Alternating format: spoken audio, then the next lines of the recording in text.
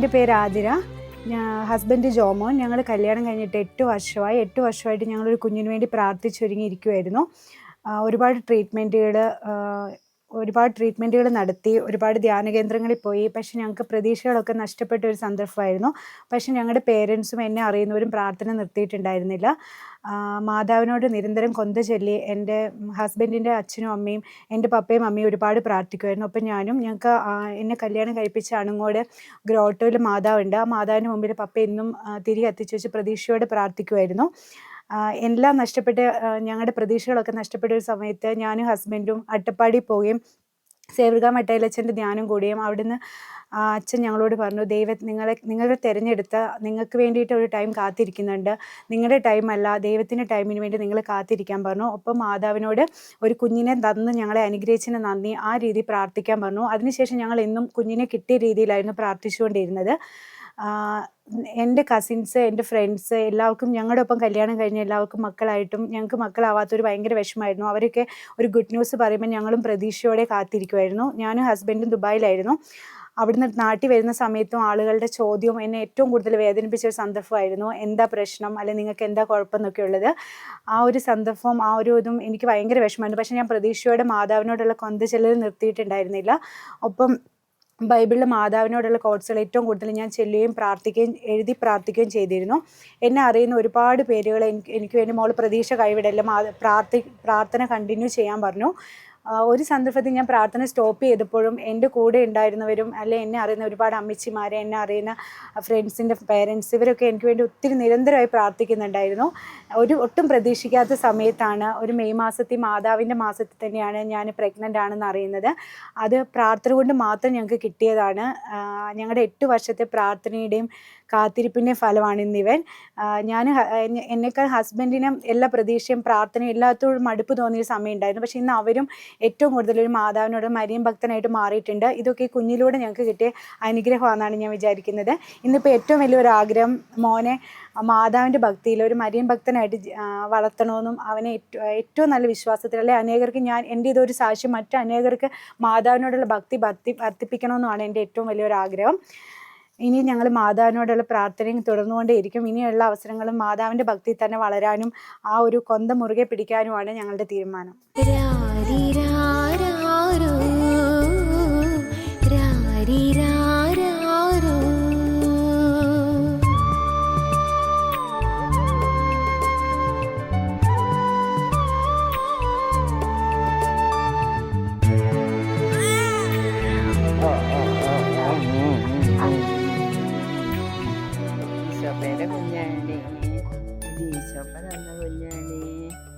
ഈശോ മിശിഹായ്ക്ക് സ്തുതിയായിരിക്കട്ടെ.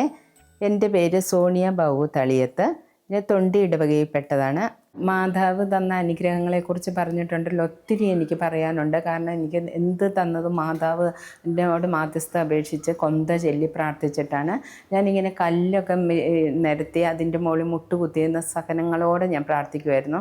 8 വർഷം ഞാൻ നിരന്തരമായി പ്രാർത്ഥിച്ചിട്ടുണ്ട്. ഞാൻ മാത്രമല്ല, ഞങ്ങളുടെ കുടുംബത്തിലെല്ലാവരും, എൻ്റെ ചേച്ചിമാർ, എൻ്റെ പെങ്ങന്മാർ എല്ലാവരും എനിക്ക് വേണ്ടി ഒത്തിരി സപ്പോർട്ട് ചെയ്ത് ഞങ്ങളുടെ കുടുംബത്തിന് വേണ്ടി ഒത്തിരിയേറെ പ്രാർത്ഥിച്ചതാണ്. ഞാനിങ്ങനെ മുട്ട കുന്തിയെന്ന് കല്ലിൻ്റെ മുകളിൽ നിന്ന് കൊന്ത ചൊല്ലി കൈ വിരിച്ച് പിടിച്ച് ഞാൻ മണിക്കൂറുകളോളം പ്രാർത്ഥിക്കുമായിരുന്നു. അതായത് അതിൻ്റെ കാര്യം, എൻ്റെ മോക്കൊരു കുഞ്ഞില്ലാന്ന് കേട്ട് 8 വർഷം 2-3 വർഷം അവർ മരുന്ന് കഴിച്ചു, എന്നിട്ടും അതിന് ഫലങ്ങളൊന്നും ഉണ്ടായില്ല. അതിനുശേഷം നിരന്തരമായിട്ട് അങ്ങ് പ്രാർത്ഥിക്കാൻ തുടങ്ങി. പക്ഷേ എൻ്റെ മോളും നിരന്തരമായിട്ട് പ്രാർത്ഥിച്ചുകൊണ്ടിരിക്കുമായിരുന്നു. ഞങ്ങൾക്ക് എല്ലാവർക്കും ഒത്തിരി സപ്പോർട്ടും, ഞങ്ങൾക്ക് ഏലപ്പിടിയെ താമസിച്ചപ്പോൾ ഞങ്ങളുടെ വൈദികർ, സിസ്റ്റേഴ്സ് എല്ലാവരും ഞങ്ങൾക്ക് വേണ്ടി കൊന്തയെല്ലി പ്രാർത്ഥിക്കുന്നുണ്ടായിരുന്നു. അങ്ങനെ പ്രാർത്ഥിക്കും തോറും കൂടുതൽ സഹനങ്ങളാണ് ഞങ്ങൾക്ക് ആദ്യം കിട്ടിക്കൊണ്ടിരുന്നത്. പക്ഷേ മാതാവ് ഒത്തിരിയേറെ അനുഗ്രഹങ്ങൾ പൊതിഞ്ഞു വെച്ചിട്ടാണ് ഈ സഹനങ്ങൾ തന്നതെന്ന് അന്ന് നമുക്ക് മനസ്സിലായില്ലെങ്കിലും ഇപ്പം ഞങ്ങളതെല്ലാം ഒത്തിരി നന്ദിയോടുകൂടി ഓർക്കാറുണ്ട്. എല്ലാ ദിവസവും ഏലപ്പിടിയിലായിരുന്നപ്പോൾ ഞാൻ പള്ളിയിൽ പോകുമായിരുന്നു. കൊന്ത ചൊല്ലി പ്രാർത്ഥിച്ച് പള്ളിയിലേക്ക് വേണ്ടുന്ന സഹായങ്ങളും അങ്ങനെയൊക്കെ സഹനത്തിലൂടെ ഞാൻ ഒത്തിരിയേറെ കടന്നു പോയിട്ടുണ്ട്. മറ്റുള്ളവരെ എല്ലാ ദിവസവും ഇങ്ങനെ ഒന്നും വിശേഷമായില്ലേ, കല്യാണം കഴിഞ്ഞ് ഇത്രയായില്ലേ എന്നൊക്കെ ഓർക്കുമ്പോൾ വളരെയേറെ സങ്കടം തോന്നിയിട്ടുണ്ട്. ഞാൻ എപ്പോഴും യൗസേപ്പ് പിതാവിനോട് പറയാറുണ്ടായിരുന്നു, യൗസേപ്പ് പിതാവ് കൈകളിൽ കുഞ്ഞിനെ ഉണ്ണീശോയെ എടുത്തുകൊണ്ടുള്ള ഫോട്ടോ കാണുമ്പോൾ ഞാൻ ഒത്തിരി സങ്കടത്തോടെ പ്രാർത്ഥിക്കാറുണ്ടായിരുന്നു. ഞങ്ങൾക്കും ഇങ്ങനെ ഒരു ആഗ്രഹമുണ്ട്, ഒരു കുഞ്ഞിനെ കയ്യിലെടുക്കാൻ. മാതാവേ, നീ ആ മാധ്യസ്ഥം വഹിച്ച് ഞങ്ങൾക്കൊരു കുഞ്ഞിനെ തരണേന്ന് ഒത്തിരി സങ്കടത്തോടു കൂടി പ്രാർത്ഥിക്കുമായിരുന്നു. അങ്ങനെ വർഷങ്ങൾ അങ്ങനെ നീണ്ടുപോയി. 8 വർഷം കഴിഞ്ഞു. ഇപ്പോൾ ഒരു മരുന്നും കഴിക്കാതെ എൻ്റെ മോള് മാർച്ച് 10-ാം തീയതി ഒരു കുഞ്ഞിന് ജന്മം നൽകി. അത് ഒത്തിരിയേറെ പ്രാർത്ഥനയുടെ ഒത്തിരി ആൾക്കാർ, അതായത് എത്രമാത്രം ആൾക്കാർ ഈ കൊന്ത ചൊല്ലി പ്രാർത്ഥിച്ചെന്ന് എനിക്ക് തന്നെ പറയാൻ പറ്റില്ല. അതുപോലെ ഞങ്ങളുടെ വീട്ടിലുള്ള ഞാനും ഭർത്താവും മക്കളും ഒക്കെ നിരന്തരം പ്രാർത്ഥിച്ചുകൊണ്ടിരുന്നു. അതുപോലെ ഞങ്ങൾക്ക് ഏലപ്പീടിയയിലായിരുന്നു ഞങ്ങൾ താമസിച്ചുകൊണ്ടിരുന്നത്. അവിടുന്ന് തൊണ്ടി ഇടവകയിലേക്ക് ഒരു സ്ഥലം മേടിക്കാനും നല്ലൊരു വീട് വെക്കാനും അവിടെ വന്ന് താമസിച്ച് എൻ്റെ മോനൊരു കല്യാണവും നടന്നു. നല്ലൊരു പെൺകൊച്ച്, അതായത് ഞങ്ങളെയൊക്കെ അറിയാവുന്ന, ഞങ്ങളെപ്പോലെ തന്നെ പ്രാർത്ഥിക്കുകയും ഒക്കെ ചെയ്യുന്ന ഒരു മോളെയും മാതാവ് തന്ന് അനുഗ്രഹിച്ചു. ഈശോയും അതിന് ഒത്തിരിയേറെ നന്ദി പറഞ്ഞാലും മതിയാകിയാൽ. ഇപ്പോഴത്തെ കാലഘട്ടത്തിൽ അതുപോലെ ഒരു മകളെയൊക്കെ കിട്ടുക എന്ന് പറയുന്ന മാതാവിൻ്റെ ഒരു അനുഗ്രഹം മാത്രമാണെന്ന് ഞാൻ ഓർക്കുന്നു ഇപ്പോഴും. എനിക്കതിനോട് ഒത്തിരിയേറെ നന്ദിയുണ്ട് അതിൻ്റെ കാര്യത്തിൽ. എൻ്റെ മോളെ പോലെ തന്നെ എന്നോടൊപ്പം നിൽക്കാനും പ്രാർത്ഥിക്കാനും ഒക്കെ. അതുപോലെ മാതാവ് അനുഗ്രഹങ്ങൾ തന്നപ്പോൾ ഞങ്ങൾക്ക് വാരിക്കോരി തന്നു. മോളും ഇപ്പം 4 മാസം ഗർഭിണിയാണ്.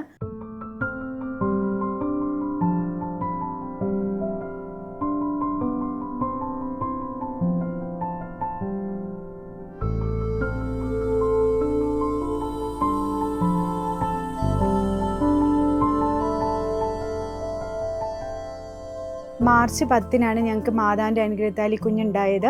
അന്ന് കുഞ്ഞുണ്ടാവുന്ന ടൈമിൽ ഡോക്ടർ പറഞ്ഞിരുന്നു എനിക്ക് 34 ഇയേഴ്സ് ആയി, അപ്പം കുറച്ച് കോംപ്ലിക്കേറ്റഡ് ആയിരിക്കും ഡെലിവറി എന്ന് ഓൾറെഡി ഡോക്ടർ പറഞ്ഞിട്ടുണ്ടായിരുന്നു. എങ്കിലും നോർമൽ ഡെലിവറിക്ക് വേണ്ടി ഞങ്ങൾ പ്രാർത്ഥിച്ചൊരുങ്ങിയിരിക്കുകയായിരുന്നു. ഡെലിവറിക്ക് എനിക്ക് ലേബർ പെയിൻ ഒക്കെ വന്നതിന് ശേഷം പെട്ടെന്നാണ് കുഞ്ഞിന് തലയിൽ നീർക്കെട്ടാണ്, അതുകൊണ്ട് പെട്ടെന്നൊരു സി സെക്ഷനിലേക്ക് മാറണമെന്ന് ഡോക്ടർ പറഞ്ഞപ്പോൾ ആക്ച്വലി ഞാൻ നന്നായിട്ട് പേടിച്ചിട്ടുണ്ടായിരുന്നു. കാരണം എന്നെ ഓർത്തല്ല ബേബിക്ക് എന്തെങ്കിലും പ്രോബ്ലം ഉണ്ടാവുമോ എന്ന് ഓർത്തിട്ട്. കാരണം ഞങ്ങൾ നിരന്തരമായ പ്രാർത്ഥനയും 8 വർഷത്തെ കാത്തിരിപ്പുമാണ് കുഞ്ഞ്. അപ്പോൾ അവൻ എന്തെങ്കിലും സംഭവിക്കുക എന്നുള്ളത് ഞങ്ങൾക്ക് ആലോചിക്കാൻ പറ്റില്ലായിരുന്നു. അപ്പോൾ മമ്മി എനിക്ക് ലേബർ റൂമിൽ മമ്മി വന്ന് എന്നെ കാണാനും ആ സമയത്ത് മമ്മി വന്നു. അപ്പോൾ ഈ ലേബർ റൂമിൽ കയറിയ ടൈം തൊട്ട് എൻ്റെ കയ്യിൽ കൊന്തയുണ്ടായിരുന്നു. അപ്പോൾ അവിടെയുള്ള നേഴ്സുമാർ പറയുമായിരുന്നു ആ കൊന്ത മാറ്റി വെക്കുക, കൊന്ത മാറ്റി വെക്കാനും. ഞാൻ പറഞ്ഞില്ല, എൻ്റെ ഏറ്റവും വലിയൊരു ധൈര്യം കൊന്ത കൈ പിടിച്ചത് മാത്രമാണ്. അപ്പോൾ ആ ടൈമിൽ മമ്മി അടുത്ത് വന്നു. മമ്മീനെ ലേബർ റൂമിലേക്ക് കയറ്റി വിട്ടപ്പോൾ ഞാൻ പറഞ്ഞു, മമ്മി സി സെക്ഷനിലേക്ക് മാറണമെന്നാണ് പറയുന്നത്, കുഞ്ഞിൻ്റെ ചെറിയ പ്രോബ്ലംസ് ഉണ്ട്, പെട്ടെന്ന് സി സെക്ഷനിലേക്ക് മാറണമെന്ന് പറഞ്ഞു. അപ്പം ഞാൻ കരഞ്ഞുകൊണ്ട് മമ്മിയോട് പറഞ്ഞു, മമ്മി എനിക്ക് ഏറ്റവും കൂടുതൽ പ്രാർത്ഥിച്ചുകൊണ്ടിരുന്ന കുറേ പേരുണ്ട്, മമ്മിയുടെ ചേച്ചി, പിന്നെ എൻ്റെ മമ്മിയുടെ അമ്മയുടെ അമ്മ, പിന്നെ എൻ്റെ ഒരു ഫ്രണ്ടിൻ്റെ അമ്മ, ഇവരോടൊക്കെ പ്രാർത്ഥന അവരോട് തിരി എത്തിച്ച് വെച്ച് പ്രാർത്ഥിക്കാൻ പറയണമെന്ന് പറഞ്ഞു മാതാവിൻ്റെ മുമ്പിൽ. എന്നെ സി സെക്ഷനിലേക്ക് മാറ്റിയ ആ സമയം തൊട്ട് ഡെലിവറി കഴിയുന്നവരെ ഇവരെല്ലാവരും മാതാവിൻ്റെ മുമ്പിൽ തിരികെ എത്തിച്ച് വെച്ച് ഒരു നിമിഷം പോലും പാഴാക്കാതെ കൊന്ത ചൊല്ലി പ്രാർത്ഥിച്ചു. ആ പ്രാർത്ഥനയുടെ ഫലമാണ് എനിക്ക് ഡെലിവറി യാതൊരു പ്രശ്നവും ഇല്ലാണ്ട്, സി സെക്ഷനൊക്കെ ഏറ്റവും നന്നായിട്ട് കഴിഞ്ഞു. കുഞ്ഞിന് ഒരു കുഴപ്പമില്ലാണ്ട് കിട്ടി. കുഞ്ഞിൻ്റെ തലയിൽ നീർക്കെട്ടായിരുന്നു ഡോക്ടർ പറഞ്ഞത്. പക്ഷേ ആ ഒരു പ്രശ്നം പോലും ഡെലിവറി കഴിഞ്ഞ് വന്നപ്പം തലയിലൊരു പ്രോബ്ലം ഉണ്ടായിരുന്നില്ല. അവൻ ഏറ്റവും ഹെൽത്തി ബേബിയായിട്ട് അന്ന് അവിടെ ഉണ്ടായിരുന്ന ഡെലിവറി കഴിഞ്ഞ ബേബികളിലെ ഏറ്റവും ഒരു പ്രശ്നവും ഇല്ലാതെ, ഒരു NICUലേക്കൊന്നും കുഞ്ഞിനെ മാറ്റേണ്ട ഒരു ചാൻസും കിട്ടാതെ അത്രയും ഹെൽത്തി ഒരു ബേബിനെയാണ് എനിക്ക് തന്നത്. അതെല്ലാം മാതാവിൻ്റെ പ്രാർത്ഥന കൊണ്ട്, മാതാവിനോടുള്ള പ്രാർത്ഥന കൊണ്ട് മാത്രമാണെന്നാണ് ഞാൻ വിശ്വസിക്കുന്നത്. ഒരുപാട് പേരുടെ, എനിക്ക് പേരെടുത്ത് പറയാൻ പറ്റാത്ത ഒത്തിരി ആളുകളുണ്ട്, പറഞ്ഞാൽ തീരാത്തത്രയും. ഈ നിരന്തരമായിട്ടുള്ള അവരുടെ മാതാവിനോട് കൊന്ത ചൊല്ലിയായിരുന്നു. കാരണം ഒരു അമ്മച്ചി എനിക്ക് വേണ്ടി നിരന്തരം മാതാവിൻ്റെ അടുത്തൊരു 1000 നന്മ നിറഞ്ഞ മറിയം ചൊല്ലി പ്രാർത്ഥിക്കാറുണ്ടായിരുന്നു. ആ ഒരു പ്രാർത്ഥന, മാതാവിനോടുള്ള നിരന്തര പ്രാർത്ഥനയാണെന്ന് ഞാൻ ഉറപ്പിച്ച് പറയുന്നത്. ആ ഒരു വിശ്വാസമാണ്. ഇന്ന് അവൻ ഏറ്റവും ഹെൽത്തി ആയിട്ട് ഒരു കുഴപ്പമില്ലാണ്ട് ഞങ്ങളുടെ കൂടെയുണ്ട്. അതിന് ഒരുപാട് നന്ദിയോടെ ഞങ്ങൾ ഓർക്കുന്നു. ബാക്കി ഇന്ന് ഞങ്ങൾക്ക് വലിയൊരു നിയോഗം കൂടി ഉണ്ട്. മക്കളില്ലാത്ത ദമ്പതികൾക്ക് വേണ്ടിയിട്ട് മാതാവിനോട് പ്രാർത്ഥിച്ചൊരു കുഞ്ഞിനെ കൊടുക്കാനും വേണ്ടി. ഞങ്ങൾ കുഞ്ഞിനുണ്ടായ അന്ന് മുതൽ ആ പ്രാർത്ഥന നിരന്തരം തുടർന്നുകൊണ്ടിരിക്കുകയാണ്.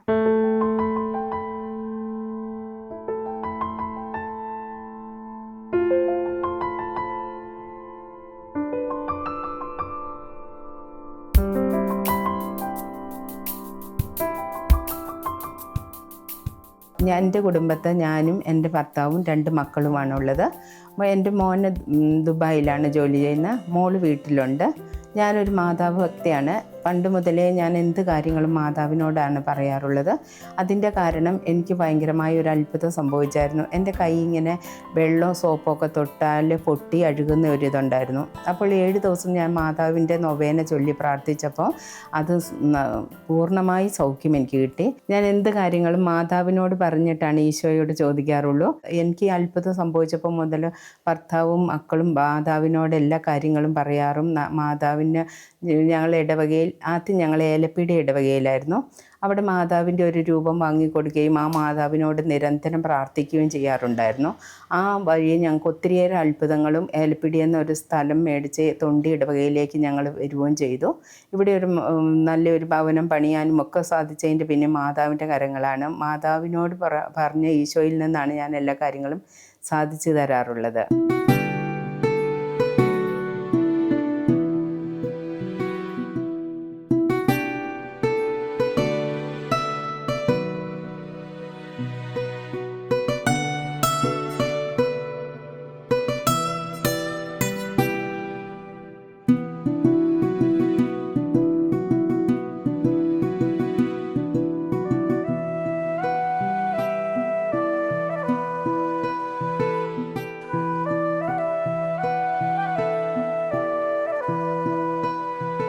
ഇതാണ് എനിക്ക് മാതാവിനിലൂടെ ഈശോ തന്ന സമ്മാനമാണ്. എൻ്റെ മകളുടെ കുഞ്ഞാണിത്. ഇവന് മകളുടെ വയറ്റിൽ ജന്മം കൊണ്ടപ്പം മുതൽ ഞാൻ എന്നും വയറെ കൈവച്ച് പ്രാർത്ഥിച്ചിരുന്നു. നന്മ നിറഞ്ഞ മറിയം ചൊല്ലിയും ഒരു മാതാവ് ഭക്തനായിട്ട് വളർത്താനാണ് ഞാൻ ആഗ്രഹിക്കുന്നത്. ഞാൻ ചെറുപ്പം മുതൽ ഇവനെ നന്മ നിറഞ്ഞ മറിയം ചൊല്ലി പഠിപ്പിക്കും. ഏറ്റവും നല്ല വിശ്വാസത്തിൽ ജീവിക്കണമെന്നും നല്ലൊരു മനുഷ്യനായി വളർത്തണമെന്നുമാണ് എൻ്റെ ഏറ്റവും വലിയ ആഗ്രഹം. അത് ഒരു കുഞ്ഞിന് വേണ്ടി നിരന്തരം പ്രാർത്ഥിച്ചപ്പോൾ ഈശോ എനിക്ക് അത് ഒരു സമ്മാനവും കൂടി തന്നു. എൻ്റെ മോനും ഒരു കുഞ്ഞുണ്ട്. എൻ്റെ മോളാണ് ഇവിടെ അടുത്തിരിക്കുന്നത്. അവൾക്കിപ്പോൾ 4 മാസം അവളുടെ വയറ്റിൽ ഒരു കുഞ്ഞ് ജന്മം കൊണ്ടിട്ടുണ്ട്. ആ കുഞ്ഞിനെ ഒരു മാതാവ് ഭക്തിയായി വളർത്താനാണ് ഞാൻ ആഗ്രഹിക്കുന്നത്. എൻ്റെ പേര് ചിന്നു. ഞാൻ ഈ കുടുംബത്തിലെ മരുമകളാണ്. ഈ കുടുംബത്തിൽ വന്നപ്പോഴാണ് മാതാവിനോടുള്ള ഭക്തി കൂടുതലും ഞാൻ മനസ്സിലാക്കിയത്. ഞാനും ഒരു മാതാവിൻ്റെ ഒരു ഭക്തയാണ്. ഞാൻ ഈ കുടുംബത്തിൽ പരിചയപ്പെട്ട നാൾ മുതൽ തന്നെ ചേച്ചിക്കൊരു കുഞ്ഞില്ല എന്ന് എനിക്കറിയായിരുന്നു. അന്ന് മുതൽ തൊട്ട് തന്നെ ഞാൻ മാതാവിനോട് അപേക്ഷിക്കുന്നുണ്ടായിരുന്നു. പിന്നെ ചേച്ചിക്കൊരു കുഞ്ഞുണ്ടായിട്ട് ഞങ്ങൾക്കൊരു കുഞ്ഞ് ദൈവം തരണേന്ന് ഞങ്ങൾ പ്രാർത്ഥിച്ചിട്ടുണ്ട്. ഞാനും ഹസ്ബൻഡും അതുപോലെ തന്നെ പ്രാർത്ഥിച്ചിരുന്നു. ചേച്ചിക്കൊരു കുഞ്ഞ് ഉണ്ടായി അത് പ്രഗ്നൻ്റ് അറിഞ്ഞ നാൾ മുതൽ ഞാൻ എല്ലാ വെള്ളിയാഴ്ചകളിലും നോമ്പും ഉപവാസവും എടുക്കലുണ്ടായിരുന്നു. മാതാവിനോടുള്ള നിരന്തരമായ പ്രാർത്ഥനയിൽ ഞങ്ങളുടെ പ്രാർത്ഥനയുടെ ഫലമായി ചേച്ചിക്കൊരു കുഞ്ഞിനെ ദൈവം തന്നു. അതിന് മാതാവിനോട് ഒരുപാട് നന്ദി പറയുന്നു. ദൈവം ദാനമായി തന്ന ഈ കുഞ്ഞിനെ ഏറ്റവും നല്ല വിശ്വാസത്തിൽ വളർത്താൻ ഞാൻ നിരന്തരം പ്രാർത്ഥിക്കും. ഇവന് നന്മ നിറഞ്ഞ മറിയമേ സ്വസ്തി, കർത്താവ് അങ്ങയുടെ കൂടെ സ്ത്രീകളിൽ അങ്ങ് അനുഗ്രഹിക്കപ്പെട്ടവളാവുന്നു. അങ്ങയുടെ ഉദരത്തിൽ ഫലമായി ഈശോ അനുഗ്രഹിക്കപ്പെട്ടവനാവുന്നു. നിരന്തരം ഇവനെ കൊന്ത ചൊല്ലാൻ പഠിപ്പിക്കണമെന്നാണ് ഞാൻ ആഗ്രഹിക്കുന്നത്. ചെറുപ്പം മുതലേ കൊന്ത ചൊല്ലി പഠിപ്പിക്കാൻ വേണ്ടി ശീലിപ്പിക്കും. ഏറ്റവും നല്ലൊരു വിശ്വാസത്തോടെ നല്ലൊരു വിശ്വാസിയായി വളർത്തണമെന്നാണ് ഞങ്ങളുടെ കുടുംബത്തിൻ്റെ ഏറ്റവും വലിയ ആഗ്രഹം. അതുപോലെ എൻ്റെ മോളെ കെട്ടിച്ച് വിട്ട വീട്ടിലാണെങ്കിലും അവളുടെ അപ്പനും അമ്മയും നല്ല മാതാഭക്തരാണ്. അവർ നിരന്തരം പ്രാർത്ഥിച്ചുകൊണ്ടിരുന്നു. പപ്പയാണെങ്കിലും എന്നും കൊന്ത ചൊല്ലിയും മാതാവിൻ്റെ ഒരു ഗ്രോട്ടോയിൽ എന്നും തിരി കത്തിച്ച് വെച്ച് പ്രാർത്ഥിക്കുമായിരുന്നു. ഒത്തിരി പേരെ നിരന്തരമായ പ്രാർത്ഥനയുടെ ഫലമായിട്ടാണ് ഈ കുഞ്ഞിന് എൻ്റെ മോൾ ജന്മം നൽകിയത്. ഇവനെ തുടർന്നും അതുപോലെ ഒരു നല്ല വിശ്വാസിയായിട്ട് വളർത്താനാണ് ഞങ്ങൾ ഏറ്റവും അധികം ആഗ്രഹിക്കുന്നത്. അതിന് മാതാവിൻ്റെ മാധ്യസ്ഥ അപേക്ഷിക്കുന്നു. ഈശോ അതിനുള്ള എല്ലാ അനുഗ്രഹങ്ങളും തന്ന് ഞങ്ങളെ അനുഗ്രഹിക്കട്ടെ എന്ന് പ്രാർത്ഥിക്കുന്നു.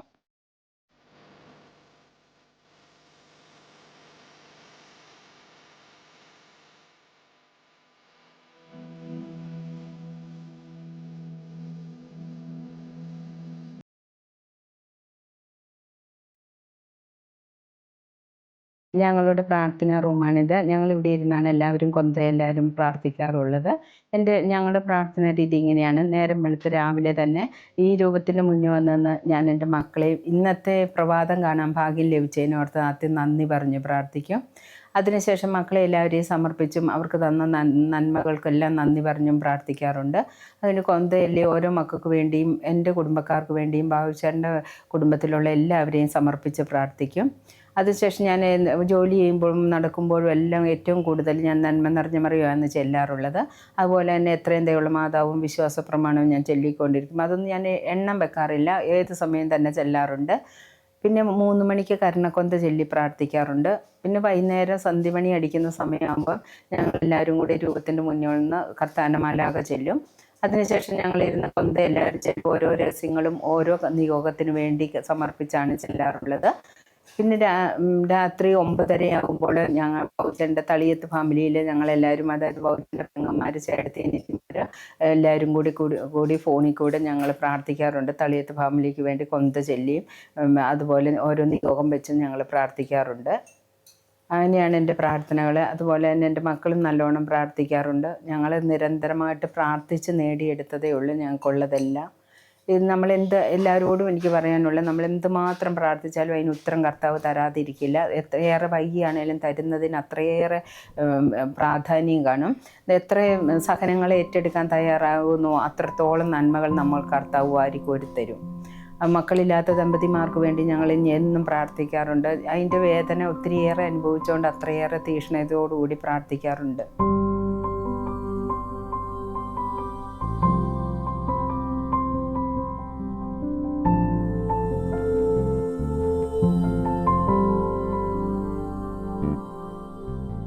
എൻ്റെ ജീവിതത്തിൽ ഞാൻ വ്യക്തിപരമായ പ്രാർത്ഥനയ്ക്കപ്പുറം ഞാൻ മറ്റുള്ളവർക്ക് വേണ്ടി ഒത്തിരി പ്രാർത്ഥിക്കാറുണ്ട്.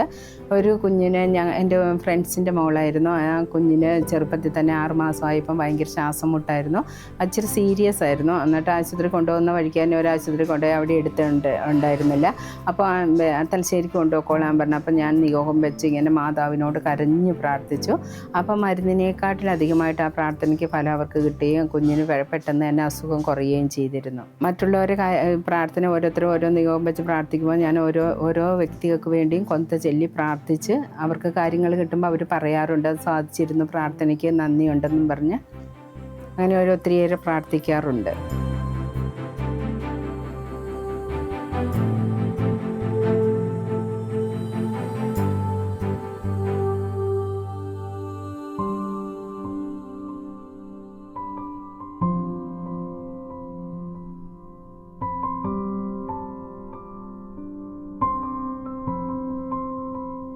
എൻ്റെ ഈ സാക്ഷ്യം ശ്രവിക്കുന്ന എല്ലാവരോടും എനിക്ക് പറയാനുള്ളത്, ഈ കൊന്ത ചെല്ലുന്നതിൽ ഒരിക്കലും ഒരു മടുപ്പും കാണിക്കരുത്. നമ്മൾ എന്തുമാത്രം കൊന്ത ചെല്ലുന്നോ അത്രയും അനുഗ്രഹങ്ങൾ നമ്മുടെ ജീവിതത്തിൽ കിട്ടുകയുള്ളൂ. പ്രാർത്ഥിച്ച് നേടിയതല്ലാതെ എൻ്റെ ജീവിതത്തിൽ ഒന്നുമില്ല. അതെനിക്ക് എവിടെയും പറയാൻ എത്രയും ആത്മാർത്ഥതയോടെ പറയാൻ സാധിക്കും. പ്രാർത്ഥിക്കും തോറും നമുക്ക് സഹനങ്ങൾ വരാറുണ്ട്. പക്ഷേ ആ സഹനങ്ങൾക്കെല്ലാം അപ്പുറം ദൈവം ഒത്തിരി നന്മ കരുതി വെച്ചിട്ടുണ്ട്. അത് അനുഭവം കൊണ്ട് ഞാൻ പഠിച്ചതാണ്. അനുഭവത്തിൽ എനിക്ക് കിട്ടിയ സാക്ഷ്യങ്ങളാണ് ഞാനിവിടെ പറഞ്ഞതും അത്രയും. അതുപോലെ തന്നെ സന്ധ്യാസമയത്തുള്ള നമ്മുടെ ഈ സീരിയൽ കാണലും ഒക്കെ നമ്മളൊരു കുറച്ച് മാറ്റി വെച്ചാൽ മയങ്ങുന്ന സമയത്ത് പ്രാർത്ഥനയ്ക്ക് വേണ്ടി നേരം കണ്ടെത്തണം എല്ലാവരും. അതാണ് എനിക്ക് എല്ലാവരോടും അപേക്ഷിക്കാനുള്ളത്. ഈ കാലഘട്ടത്തെയും നമ്മുടെ ഈ പ്രാർത്ഥന കൊന്ത ചൊല്ലി മാതാവിനെ മുറുകെ പിടിച്ചെങ്കിൽ മാത്രമാണ് നമുക്ക് നമ്മുടെ മക്കളെ നല്ല രീതിയിൽ വളർത്താനും നമുക്ക് മുന്നോട്ട് പോകാനും സാധിക്കുകയുള്ളൂ.